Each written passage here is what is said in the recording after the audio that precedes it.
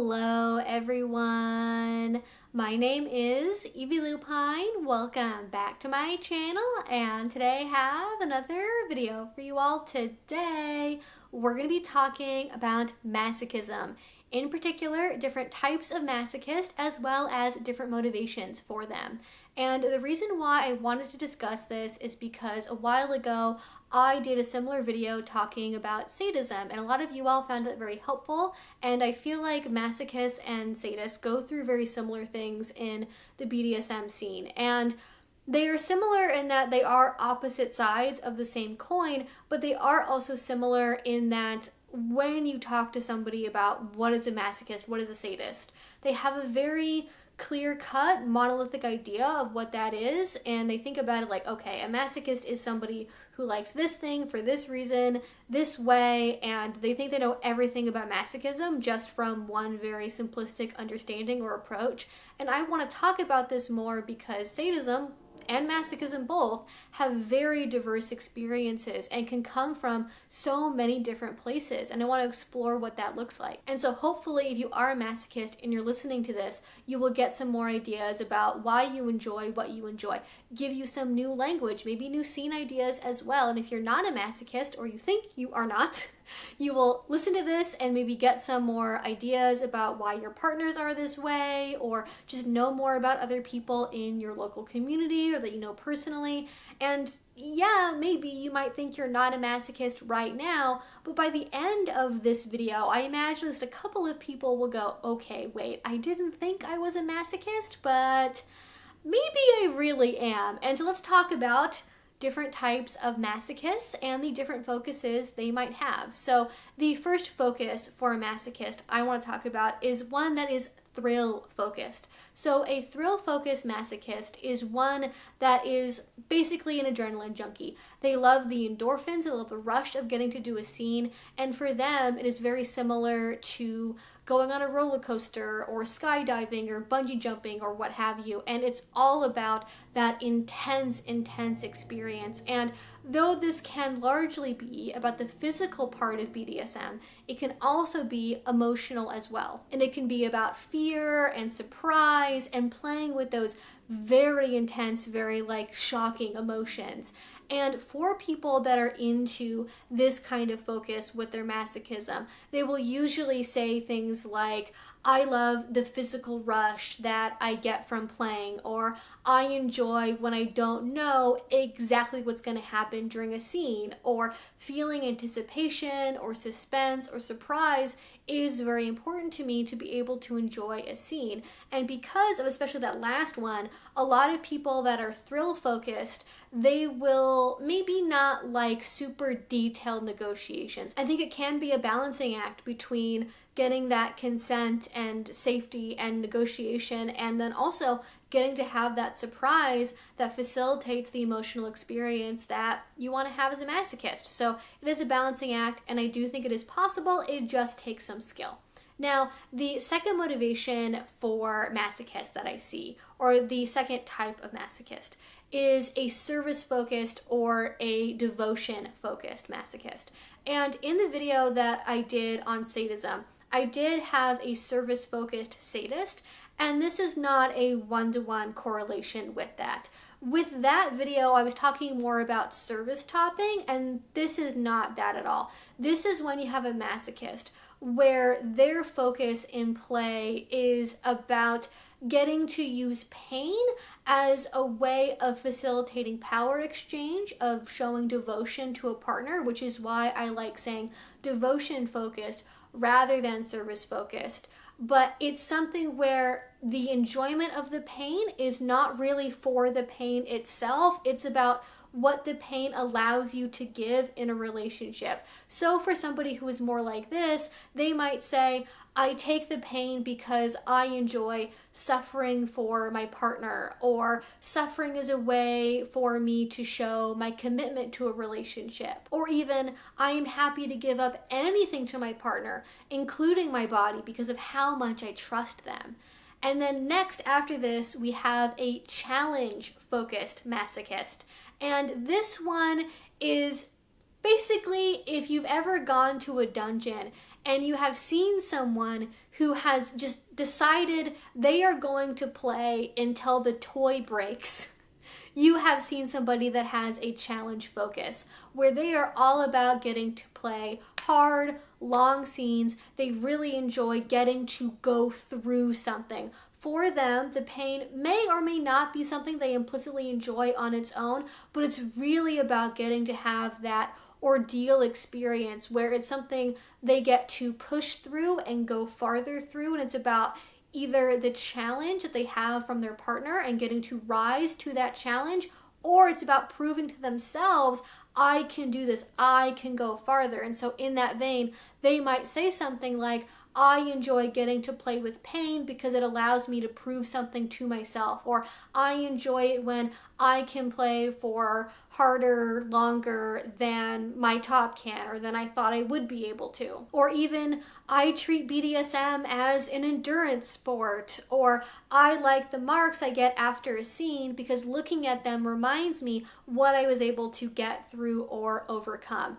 And I want to be clear here, challenge focused does not mean bratty. You can be bratty and also be into this, but not everyone who likes a challenge is bratty. Like, I consider myself to be somebody that is more in this challenge realm, where I like to go through a very deep experience and get through it, but it's more about proving something to myself, not like back talking, egging anyone on. That's a whole separate thing. That's a whole separate style on top of this that can go with many other different motivations and focuses. But the next one I want to talk about is atonement focused. And this one is more the foil to, in that other video about sadism, the discipline focused sadist. And the motivation for somebody who is more into atonement is they think about being made to suffer as a way to become purified or forgiven, and they really enjoy it because it's a way for them to get to a place where they feel like everything is wiped clean, everything is okay, and suffering is something that helps me like feel better about myself and feel better about my behavior and actions. It's sort of like a kinky confessional, maybe, if you want to think about it that way. Very popular with people that are into more like blasphemy play or in religious focused or spiritual focused kink especially. I feel like there's a lot of overlap with that. And they might say something like, pain is a way for me to be corrected, or I deserve to suffer for my mistakes, or physical punishment helps me feel better once the scene is over. Now with this, I feel like there does need to be a little bit of a careful approach here, because I find a lot of people that are drawn towards this kind of atonement, there can be some issues with self-esteem and self-image, and I feel like you have to really address in yourself if approaching masochism this way is going to be healthy for you long-term, if you do it, or if it can be something that maybe goes farther than you really want it to. Like at the end of it, this is how I think about it, is when you do the scene, regardless of your focus or motivation, when you do it, afterwards, after, you know, the aftercare and the come down and everything else, do you feel better or the same about yourself as you did before, or worse? And if you feel worse, that's not a good sign. You probably need to be reevaluating your approach to BDSM and your underlying reasons for doing it. But moving on, completely different direction here. The next type is the roleplay-focused masochist. And this one is, it's very similar to with sadism. Like, you can enjoy masochism and also really, really enjoy the role play aspect of it. And the reason behind this is a lot of people enjoy like very complicated role play, very particular roles as well. And pain is a tool that can be used to make your role feel more real and proper. And this goes for things you might expect, like with like pony play, or with damsel in distress, or being a naughty schoolgirl that has to be punished. And I also think if you think about your submission or being a slave as like being a role play act as opposed to a core part of your personality, you might also see your submission as being tied to masochism in this way, where you're doing it because it allows you to play that role of being the servant, of being the slave, of being the one who is like lesser or controlled in the relationship. And so they might say something like, pain is something that makes sense for the role that I'm playing, or I enjoy it when I have a backstory during scenes for why this is happening to me. Or I like playing again that like helpless princess or a schoolgirl or a captured slave, and my partner enjoys treating me in that role, and pain is a way we express those roles and act them out in a scene. Now, the next one I want to talk about is the pleasure-focused masochist. And this one is really interesting because it's the complete stereotype of what people think of when they think of masochism, right? This person who can directly transmute pain into a pleasurable thing, even when none of the naughty bits are being touched. They're just like super into it. It's like, yes, oh my gosh, I love it, please do it more. And a lot of people assume that either all masochists are this way or they have to be this way to be a true masochist. And I would say amongst people that are actually practicing BDSM, very few people are genuinely this type of masochist. I think it's much more common in like online stuff or role play or dirty talk, but in real life, to directly be able to turn something like a whip into a pleasurable feeling all on its own, that's pretty complicated. Now, I think people will develop a degree of this oftentimes in a DS relationship or in a longer term play partnership, because you start to associate the pain with pleasurable things, but you didn't start out being in that place either. So it can be something you are trained to experience, but it is definitely the exception and not the rule. And so for people like this, they might say something like, I don't know, pain just feels good to me, or I enjoy this because I get a thrill from somebody hurting me and it makes my naughty bits feel good, or just pain all by itself is good enough for me all on its own. And now finally, the last type is the release-focused masochist. And this one it's very similar to the atonement focus, but they're slightly different in a very important way. So somebody that has an atonement focus, it's about, I've transgressed, I've done something wrong, and I need to be forgiven in the eyes of someone else. I need absolution. I need to be like almost pure in a way after doing a scene. Whereas release is much more general. It's not necessarily that you did X thing, so Y consequence happens, and that's what you need in order to like make up for it. It's about like, I've had a crappy week at work and I need to just like completely zone out, have that release, and afterwards I feel like completely like I just went to a spa or something. Like I feel just completely better. It's completely gone out of my mind, that stress I was carrying. And it's about having that physical release, not necessarily in a thrilling way like with the first type, and it's about getting to go through something and have that catharsis from a scene. So they might say something like, I consider BDSM to be a tool I use for emotional release or catharsis, or I love it when I can cry and cry and cry and let all of my feelings out, or after a scene, I feel lighter and less mentally burdened. So hopefully that kind of outlines the difference between atonement and release, and like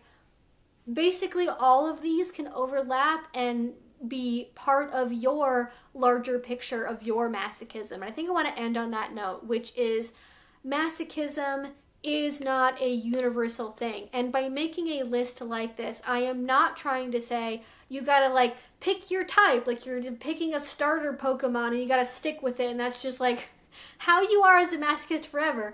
How you evolve in your BDSM journey and how you change over time as a person, your experiences, all of that will influence who you are as a masochist potentially.